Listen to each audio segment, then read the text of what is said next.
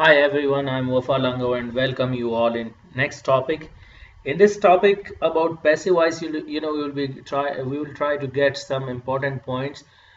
Actually, while learning active voice and passive voice, you need to know the basic things, and today we will discuss some of them.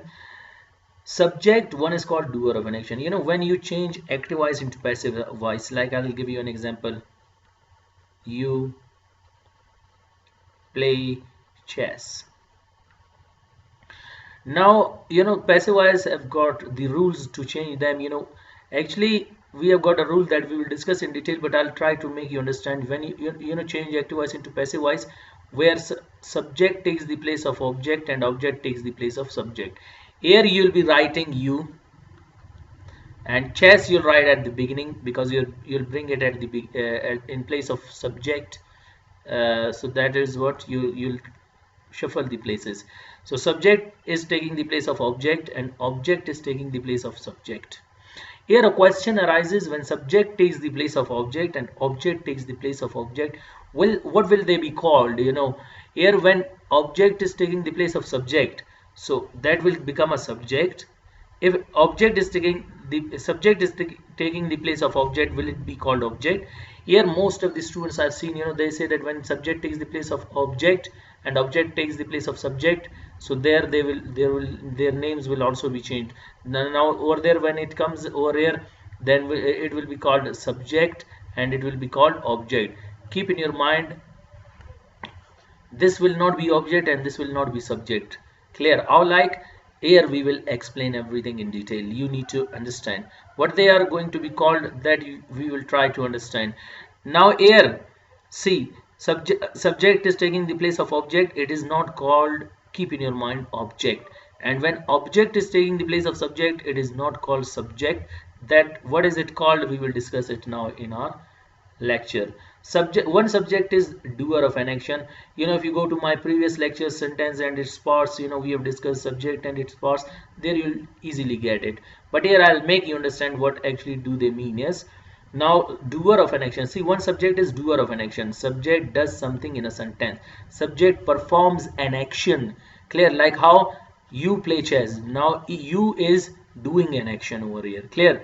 And in the same way, or subject, a doer of an action or a person is called subject. Definitely doer of an action is definitely a person. So here you can give it the both name.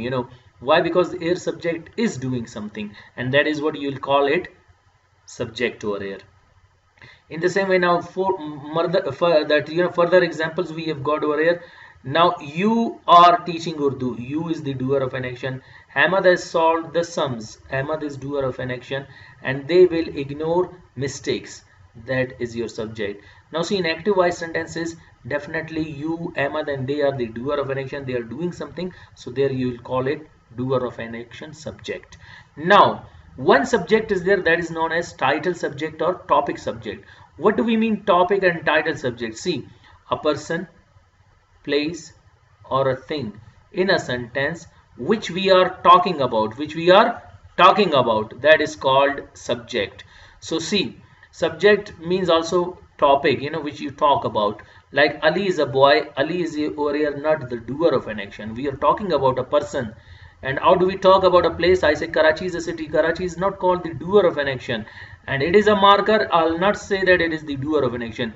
Here Karachi, Ali, Karachi, and it, keep in your mind, it is your title subject and topic subject. They are not doing something but which we are talking about. In the same way, what agent is. Now we will discuss agent also. Definition of agent is, it tells us who does an action. Agent tells us who does an action. Now see, in this sentence, who is doing an action? See, Urdu is being taught by you. Definitely work is done by whom? By you.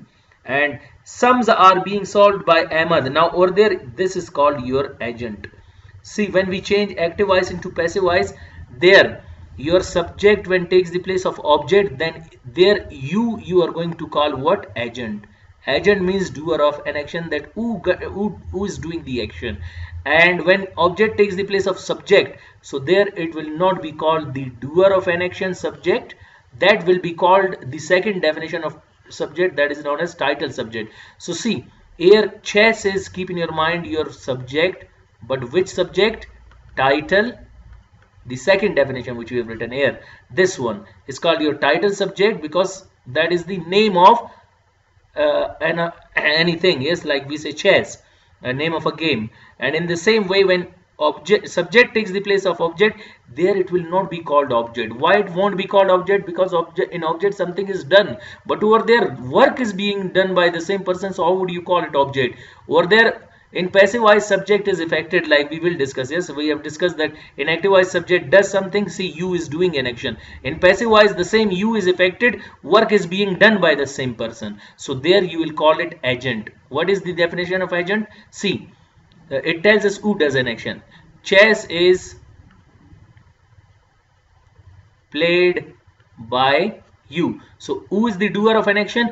You is the doer of an action here in this sentence. So here you will not call it object, because it is, when places are shuffled, object takes the place of subject and subject takes the place of object. When subject takes the place of object, that is affected, but that will be called agent. And agent, who gets the work done, who gets the work, who does the work. And in the same way, chess is shuffled into the place of subject, so that will not be the doer of an action, that will be the title subject which we are talking about.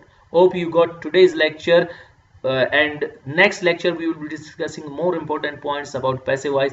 Wish you best of luck. See you next time. Allah Hafiz.